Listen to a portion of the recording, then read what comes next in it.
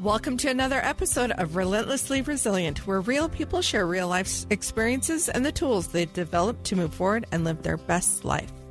I'm Michelle Scharf. And I'm Jennie Taylor, and today is episode 2 of our great and inspiring conversation with Jodi Brown. Jodi, thank you so much for joining us again. We just realized as we were learning from and with you last time, there was not enough time to really get to the meat of everything that you've been through and have to offer us through what you've learned. So thank you so much for coming back. And I'm just going to turn it right over to you to pick up where we left off last time.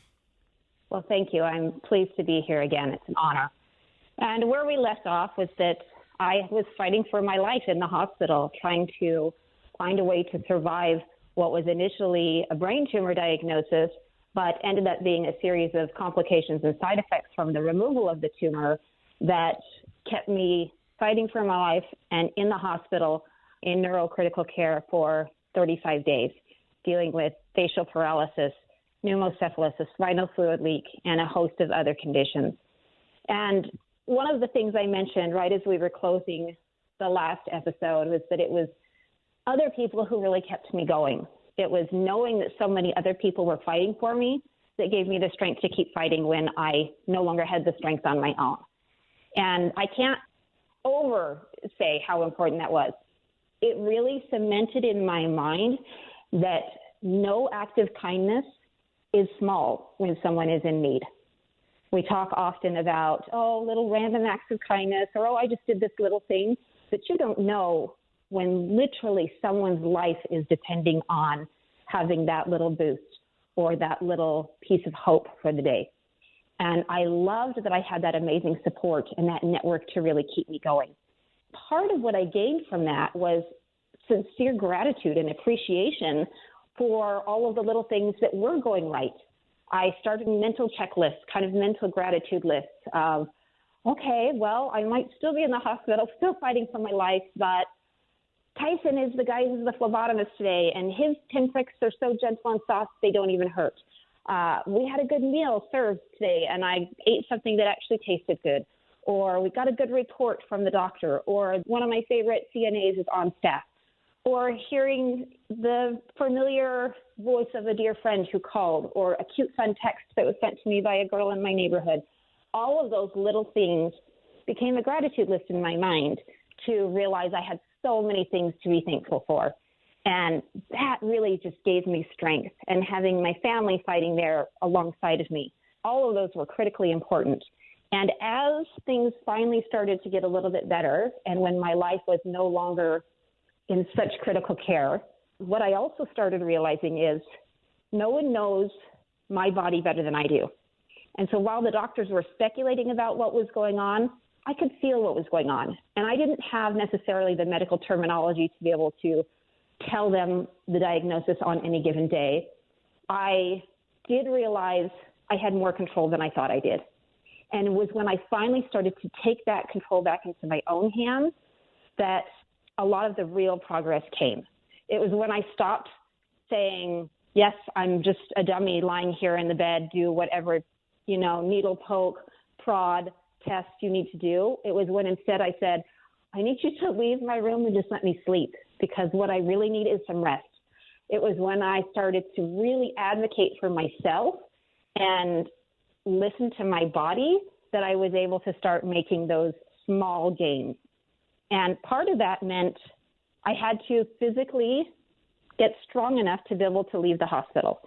And the things that I dreaded early on, like physical therapy, I started embracing and setting little goals for myself. Okay, the other day we got up and I was able to walk around the nurse's station. Today I'm going to do multiple laps around the nurse's station. Or today I'm going to try and climb, a set of stairs.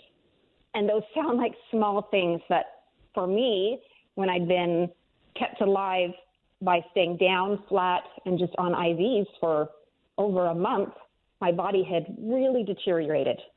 I lost a ton of weight. I was down to 89 pounds. And I really had to start giving myself little goals to work toward.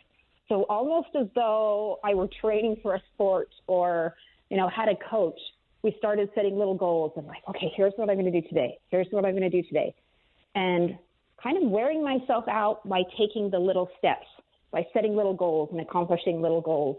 I'm going to, eat a little bit more today. I'm not going to rely on food and nutrients from the IVs, but I'm going to try and eat. I'm going to try and have a little bit bigger meal, or, whatever it was.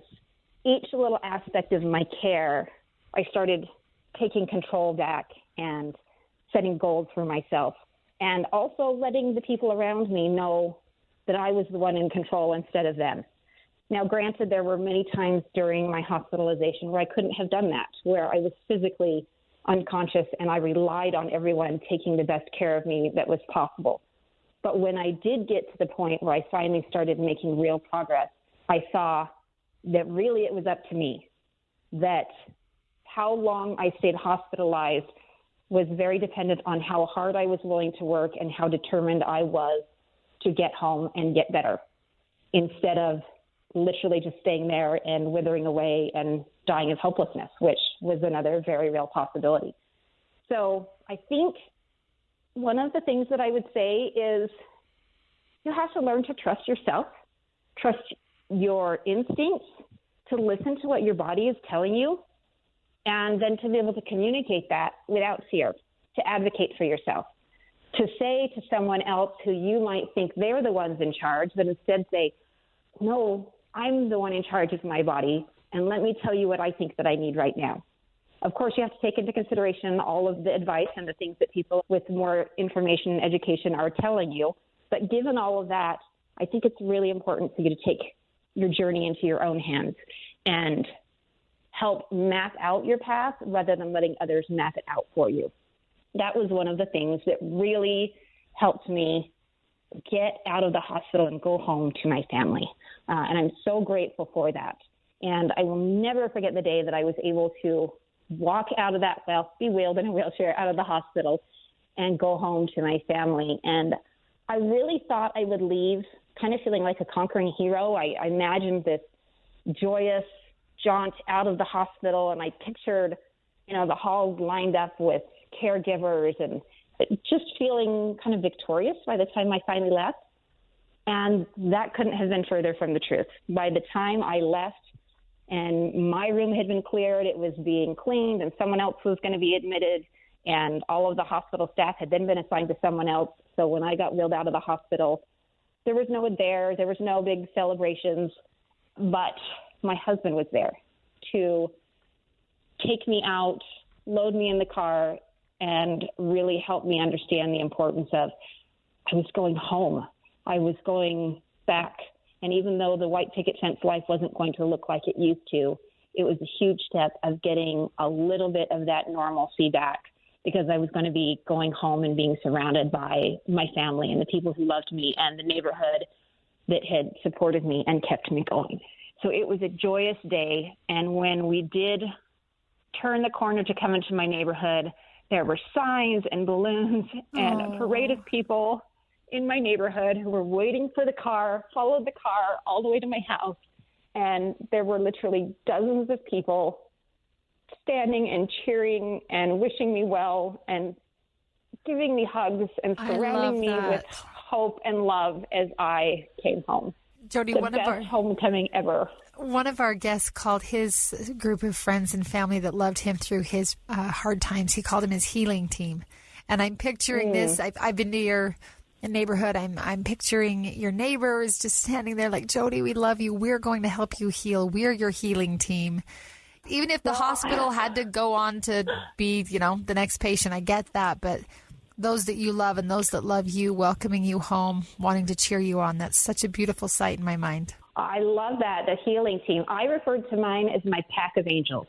Oh, also awesome. I thought of a pack like, a wolf pack or a dog pack or a pack of animals that are there to support each other. And you have kind of the people, they step in and help to make sure that everyone's needs are taken care of. And that's how I felt. But unlike a pack of wolves, mine were a pack of angels, and they stepped in to make sure that every need that my family had was taken care of. That is so beautiful. And when I think of a pack of wolves or pack of something, I think that's a relentless group. That's not just a group. It's not just a conglomerate. No, it's a pack. These people are in it for you. They're in it for the long haul. Can you tell us how that and they're pack? Strong. Yeah, and they're carrying They're you. not going to back down at any little They're not turning their backs. Any little challenge. Yeah. No. So what does it look like? You finally got home. It was over a month, but it probably felt like a lifetime or two. What's it like when you finally made it home? Well, that's a good question. My daughter actually asked me right before I left the hospital. I'd probably been in the hospital about a month. I was talking to her on the phone. I'd called home to check on the kids, and she said, well, has it been a year yet? And I said, has what been a year, sweetie? And she said, has it been a year since you left? I said, a year? No, honey, it's been a month. I know it was a really long month, but it's only been a month. And she said, well, because there were some kids in the neighborhood, and they came and they planted flowers in our yard, and now the flowers are blooming, and you haven't even seen them yet. And I just I don't want them to die before you have the chance to see them. And I thought, oh my gosh, as much as I was going through, you could talk to each of my kids. I was going to say, we could do an interview with each of them and get a totally personal story. Yeah, a different perspective of the experience that they had. So being home was so wonderful and glorious and such a wake-up call at the same time. Yeah. Because I expected that by the time I got home, I would be well, I would be healthy, I would be able to do things for myself again. Back to normal. I kind of pictured it like, okay, you go in, you have a baby, and yes, things are harder when you leave with a baby, but after a little while, you find that new normal and you get back to it. I didn't have any idea that it was going to be such a long-term thing, that some of my challenges from the hospital, while my life was preserved, some of those complications and side effects had made lasting changes on my body.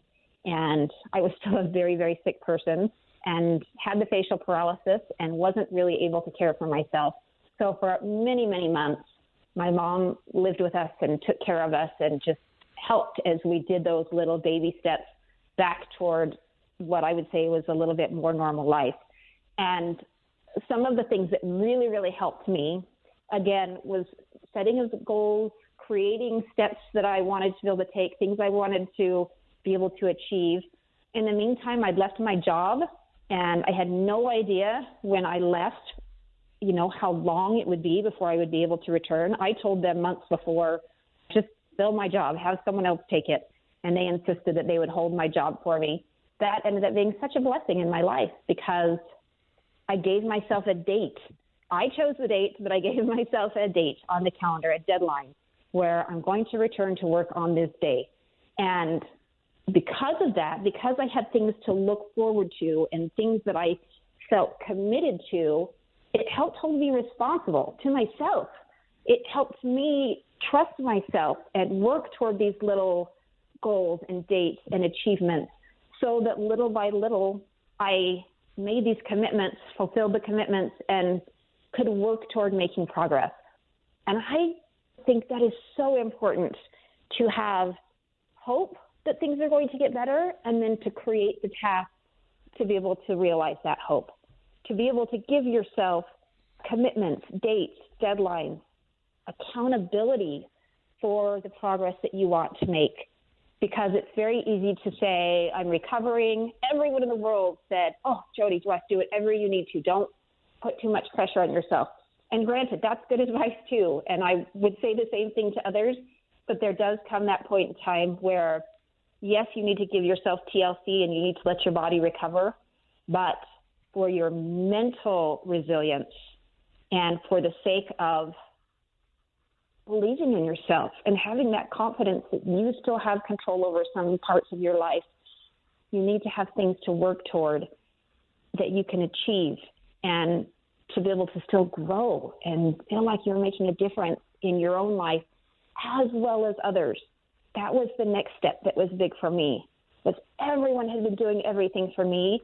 I needed to be able to start helping myself and then turn around and start being able to contribute to others, to serve and love others. Oh, I love how you said it's so important to have hope and then create a path to actually get there.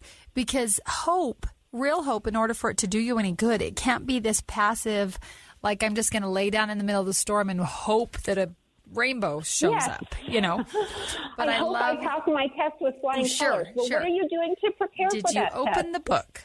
Jodi, I love this. Okay, we're going to take a break and then come back in. It has now been, you said, between 12 and 13 years, right? Since the beginning of this to today. Let's walk through. It's more than a decade. You're still here, which is wonderful. You're fabulous. You introduced yourself as being fabulous. That is true and wonderful. And yet we know that you're not 100% whole and healed, and check it off the, off the list. Like, hey, done with that. So when we come back, walk us through the decade or so that has passed from the beginning of this journey. We'll be right back.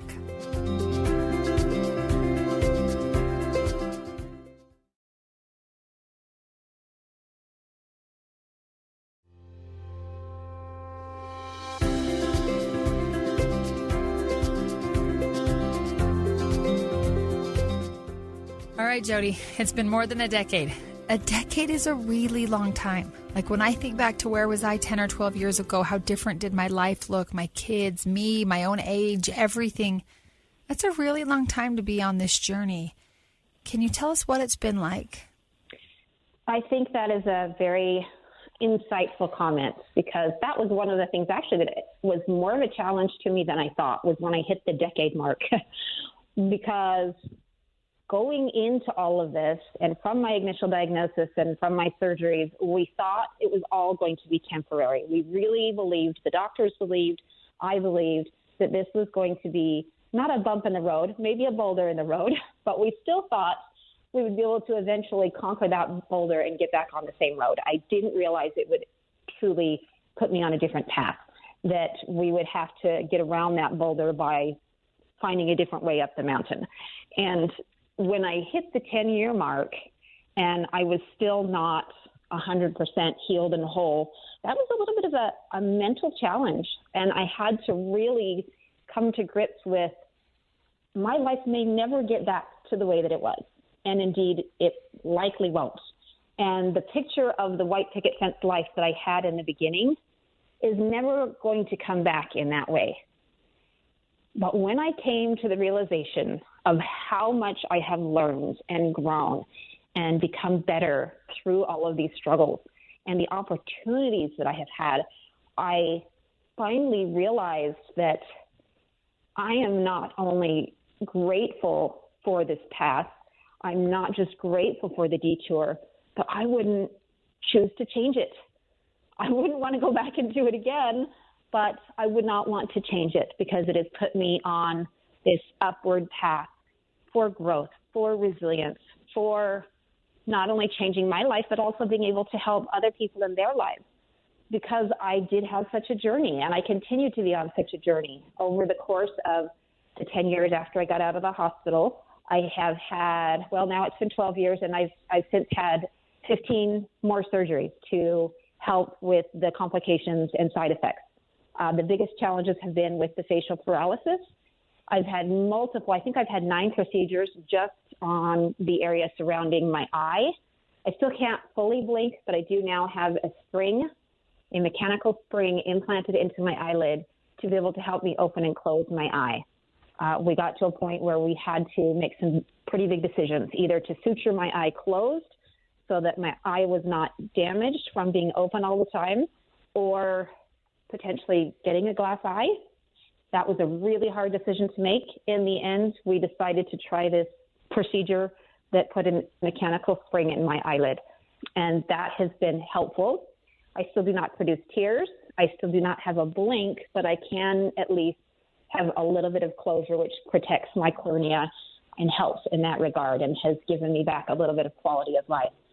But I have had a series of setbacks, and one of the things I've learned through the setbacks is that setbacks are part of life, and they're part of everyone's life. And even though you may not see them when you look at your life's journey, you may not identify them as such, they are the little and sometimes big things that are on your path that you just have to find ways around. And the more you can prepare yourself for not only the fact there are going to be setbacks, but prepare yourself for the specific thing when you get to it, the easier it is to overcome it. And I'll just give you one quick example. The last 2 years, I have been going through a process called facial reanimation, and a series of specialty plastic surgeons in California at the Facial Paralysis Institute have been taking nerves and muscles and arteries and veins out of my ankle and thigh and implanting them into my face in hopes of restoring a little bit of the use of my muscles so that I can chew, hold food in my mouth, and hopefully not choke, because that is one of the ongoing struggles that I've had, is that I cannot control the muscles at the back of my throat and in my face. And so when I put something in my mouth, there's a very real possibility that it can just start to slide down my throat, and I don't have any control over it, and I don't know that it's happening until I start to choke. So it's been a very scary thing, not only for me, but for my children and my family. When I start to choke, everyone's just kind of there on pins and needles waiting to see if they need to come to my rescue. And so we are very hopeful that this series of procedures will not only help recreate some symmetry in my face, but will also restore some of the muscle movement and the functionality to help me have the ability to control my food in my mouth a little bit more. So the long and short of that is to say, I chose to have these procedures done. And a lot of people were saying, why in the world would you choose more surgeries after everything you've been through? But not only did I choose them, I looked at them as, I need to do these things. This is a potential solution, and I need to find the solutions. I can't just sit back and expect that things are going to get better on their own. I have to act. I can give it more time, but after 12 years, more time is not going to fix it. My muscle movement is not going to come back on its own. My nerves are not going to reconnect on their own. I had to take control of the situation and act. And in doing so, it gave me the opportunity to really see the importance of your own preparation and how that preparation plays into your outcome. And knowing that I was going to have my nerves damaged again and going in and doing these procedures, because they literally had to open up my whole face, take these parts out of my legs, put them in my face. And so then both sides of my face were paralyzed for a time while waiting for the nerves to recover. I once again lost a ton of weight and got down to a teeny tiny frame.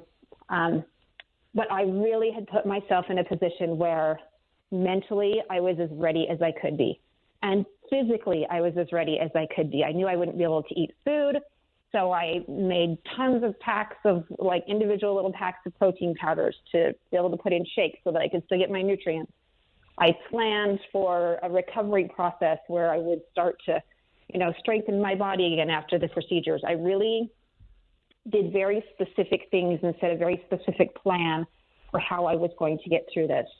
And in doing so, worked with all of the other people around me to help make all of those things happen. So it doesn't mean that the surgeries were easy. I still had complications from some of the procedures. I ended up having some infections and going back into the hospital and showing up at the ER and found out that I was allergic to something that they used in the procedure, and it caused an infection. But those challenges are so much easier to handle when mentally you look at it as, maybe a little detour sign, but not so much a roadblock. And I love now that I'm not afraid of the detours. I can embrace the detours and realize that you can still have a beautiful journey and enjoy the destination, even if it means you have a bunch of detours on the way. I love that. I love thinking it's a detour, not a roadblock, because a roadblock is the end. You're stuck. You the only way to go is back, which in life you can never really go back. But a detour, okay, that's a really good visual for me to think about. Am I on the path? It's just another way of getting there. Because am I on the path I thought I would be on 10, 12 years ago? No, I don't think any of us are, let's be honest. But could we still be headed where we wanted to head? Could we still have the hope that we're going where we want to go? Absolutely. The detour is sometimes longer and harder and annoying to us because we just want to get there in a straight line. But the detour can still get us to that goal. I love that visual, Jodi. I just love it. Well, I really look now that we all live lives that are under construction all the time. And while we may know that eventually this is what we want our life to look like, those detours, those orange signs that say slow down, the orange cones that line the road to alert you that things are going to be changing and there's going to be some changes and other things that's ahead. All of those things are a real part of life. And I think we've really experienced that during COVID the last few years. And if you can be prepared and understand and adapt quickly, the quicker you can adapt when you see that orange sign that says slow down, the quicker you can start to say, okay, how am I going to handle it if my journey gets going in a different direction? What am I going to do? How am I going to respond? How am I going to adapt? We've all learned that those who thought they were just going to sit back and wait for things to get back to normal, they got left behind during the last couple of years. Right. You need to be able to adapt. And the faster you can adapt and the more you can make it so that your adaptations interrupt your normal life as little as possible, then the better off that you're going to be, because you'll be able to continue on your journey. Whereas some people literally stop the car and say, what the heck, I don't have time for this, or I'm just going to wait until they open the road again. Well, you don't know how long it's going to take before you open the road again. You really might be better going along for the detour and then finding things to enjoy on the ride, stopping at the little-known ice cream shop along the way, taking in the beautiful sights and scenes, waving to the people who are in the car next to you who are also experiencing this detour. So when you can do this together in a group, when you can see that you're not the only one on the detour, when you can find reasons to keep going, all of these things make a tremendous difference in not just getting through it, but actually becoming better because of it.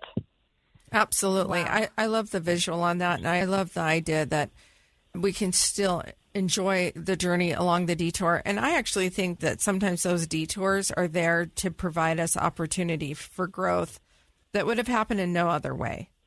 Absolutely. Yeah. I now actually have a word I use. It's a word I came up with, but to me it symbolizes all of these things. And I call it evergrowth.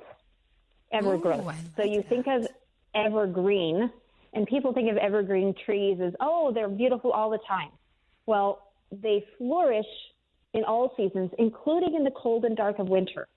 But part of that is because every year they lose 20 to 40% of their needles or leaves, which you don't always see because what you see is the green part. But that means that every few years, they're a brand new tree. They're constantly in a state of renewal. They are growing. They are renewing. They are becoming better and stronger. And that is what allows them to flourish in those times of cold and darkness. And if we can take that concept of ever growth, it can be a process of intentional development that allows us to have mental strength and courage from the adversities that we go through, from whatever challenges that come. I love this so much. We're going to take one last break, and then we are going to have you teach us in the last final few minutes of these 2 episodes what resilience looks like to you, and more of these nuggets of tips and tricks that can help each of us help each other and also help our own perspectives, because I think that's what you've really given us is kind of a new perspective on several things. So I'm excited for the final few minutes we get with you, Jodi. It's been amazing to be with you for these couple of days. We'll be right back.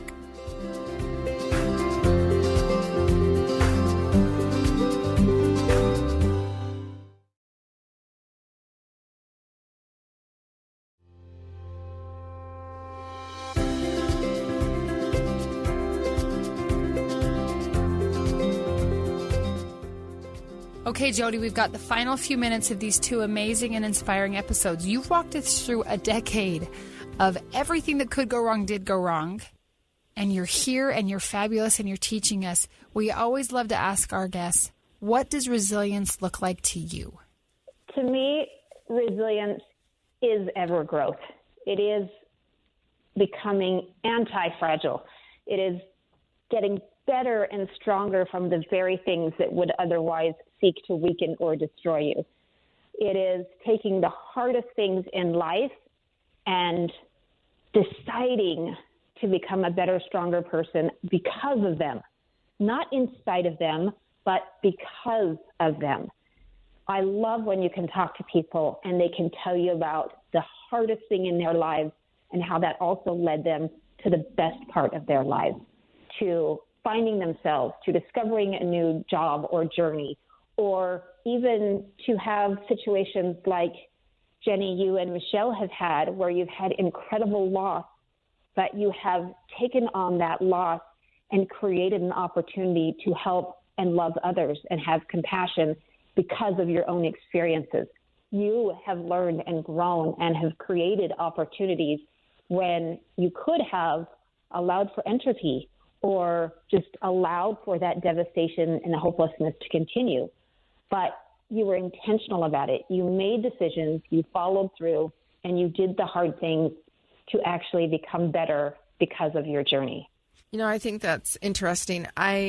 We're both on some widower pages on Facebook, and sometimes people will write in there like, I can't do this anymore, or I don't know how you get through this, or I just don't want to do this anymore. And sometimes it will become kind of a complaining fest. And, you know, the hard thing for me is I do want to wrap my arms around that person and just love them. And at the same time, I realize that at the end of the day, it was me who had to pull myself up and choose a different choice. And so, you know, often I'll write in there, you just have to choose. You just have to choose to do this, and you're going to be okay. I remember when I was in college, I was dating this young man for a little while, and I had grown up. Many of you know my father had killed himself when I was a kid, and life had been challenging, and we'd kind of had this storied background. My brothers had gotten involved in drugs and drinking when we were teenagers, and that kind of really tore our family apart. So I had kind of all of this young adult baggage in my life and in my family, because I thought everyone around me had a perfect life, because that's what we think, right? Mm-hmm. And I remember this young kid that I was dating, one time he just looked at me and he's like, you've really just kind of got to get over that and decide to. And I was like, oh, how dare you? Because before, anytime I told my story, it was met with compassion and we're so sorry and empathy. That would be terrible. When I get what he was saying, the same thing that both you, Michelle, and Jodi have said, that, yeah, we need to be nice, we need to be empathetic, we need to have grace, we need to have patience, and we need to just get up and get going and find a way to let it be a detour and not a roadblock, even if it looks like a roadblock. Guess what? It's only a roadblock if I stop. And it is our story. It is our story, right? Sure. It's tragic. My kids all lost their dad young, and I lost my husband just as we were getting in the prime of your life. Empty nest. Yeah. We got through all of the hard work, and we were just getting to the reward stage. The cash it in. And everything. And it is tragic. It is tragic. And everything was ripped from me, and that was tragic. And I don't want to tell myself that I'm a victim because of it. I'm not a victim. I'm just a human in this experience, and it sucks. My husband didn't get to live out the rest of his life with me. My ideal future is gone, and now I get to dream new dreams, and I have to have a different vision. And you can be stronger. And look, you know, the great news is that I had to find my own purpose, when a lot of times my purpose was tied up in my husband and in that relationship. Sure. It was a little bit entangled and codependent. And, you know, this is an opportunity to live life on my terms and with my purpose and vision. And so, you know, I get what you're saying. Those detours, they aren't necessarily really convenient or pleasant, but once we get through them, there can still be joy in the process and in the experience. And I think that what I love is I think of it as, you know, we're writing our stories every day, and you have all of these blank pages ahead of you, and you get to choose what happens on those pages. And I had a lot of people who came to me and said, well, are you so mad? Are you going to sue those surgeons because they messed up your face and they complicated this? And I thought, am I going to? No. That, number one, that would never have occurred to me. Number two, what good would it do anyone? And I'm grateful that they were willing to take a chance when no one else was. Right. But they actually saved your life. And they saved my life. But I had people who took the opposite. I had people who took the opposite view, who wanted to sue everyone, who were mad that things didn't turn out the way that they wanted. And they struggled for years and years with that victim mentality, with the blame. My life is not what I wanted it to be. And I had those conversations with people, and I realized, whoa, that is not what I want for my life. I want to write a story where I am better, where I am stronger. And the thought that came to me was, in the Bible, there is a scripture verse that says, choose ye this day whom you will serve. And most people who read the Bible are familiar with that verse. But the thing that really stuck out to me was, choose ye this day. I used to think of that as a one-time choice. Like, okay, I'm going to choose to follow God or to have faith or to make the best of my life. But the reality is, it is a daily choice. You wake up every day and you take that blank piece of paper and you decide what this part of your chapter is going to look like by your daily decisions. And Absolutely. That is one of great power. That is where you decide each and every day whether you are bitter or whether you are better, whether you grow or whether you are hopeless. And we are the authors of our own stories, right? So we get to write it every day. It's and you so know what? awesome. What I love about that is, and this is kind of where I am in my own journey, because I'm reconciling this past path I was on and I wanted to stay on, and this current path I am on that I've just accepted, okay, here I am. But as we write these new pages for tomorrow and tomorrow and tomorrow and tomorrow, we bring with us every yesterday what we've learned, what we've been through. We bring through the beautiful views and the road bumps that we've been through. And I think for a while after losing my husband, I kind of felt like I needed an eraser, like the whole past would get erased so that I could have a hopeful future, because it felt to me like the past could only be sad or the past could only be heavy. When now this past journey, or the up to now part of my own life journey, is this energizing preface to whatever tomorrow is. And I don't let go of what yesterday was, because it'd be foolish to start all over again. You know, hopefully I've learned and grown over the last 42 years. But I'm kind of in that spot right now in my own grief journey where I can celebrate the highs and lows behind me, because I can see how they've made me who I am, good or bad. I mean, there are lots of things I'm still working on. But it also gives me kind of this optimistic but realistic outlook that everything from chapters 1 and 2 is going to be with me at chapter 45 and 46. And so I don't really ever have to lose or let go or move on, which I think a lot of people in the grief world, you know, those are kind of triggering terms. But Jodi, I love how you've helped us see this. We're going to take a blank page and we're going to choose today. I'm going to choose to be fabulous today. Even if I mess up, even if things go wrong, even if I face the worst case scenario, I can still have that outlook that is both optimistic and realistic. I still just keep echoing what you said earlier, that hope, we got to have hope, and then you got to have a little bit of plan and a little bit of gumption and a little bit of just wherewithal to make it happen. Grit. So thank you, grit. Thank you for what you've shared. Thank you for enduring what you have endured and continue to endure so well and so openly. Because that conscious choice you've made to be open with your story has proven to help so many of us with our own stories. I would love to know, can you tell us before we wrap things up, where can we find more of your story? Follow you maybe on social media. I know you speak quite a bit as a professional speaker. Is there a place we can send our listeners to learn more about you, to read what you've written, to hear what you've spoken, and to just continue this inspirational connection? Well, thank you for the opportunity to share that. And I have written some books about my journey. In fact, my memoir became a bestseller and has won awards, which is all the more proof to me that when you choose every day, that some good things can come out of even the biggest detours. And my memoir is called The Sun Still Shines.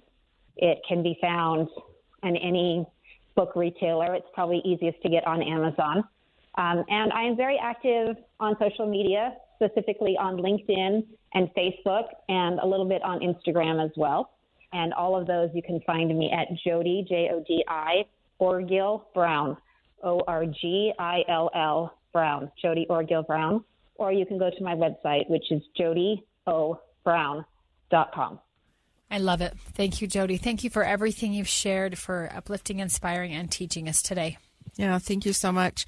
For our viewers, if you'd like to subscribe, you can to our podcast. And if you like what you've heard, give us a rating and a review. If you know someone or if you have a story about your life that you'd be willing to share, send us an email at rrpodcast@ KSL.com. You can also find us on Facebook at Relentlessly Resilient or on Instagram at Relentlessly Resilient Podcast. And remember, whatever you do today, please remember to be kind. You have no idea the struggles other people are facing in their lives. Thanks, everybody. Thank you so much.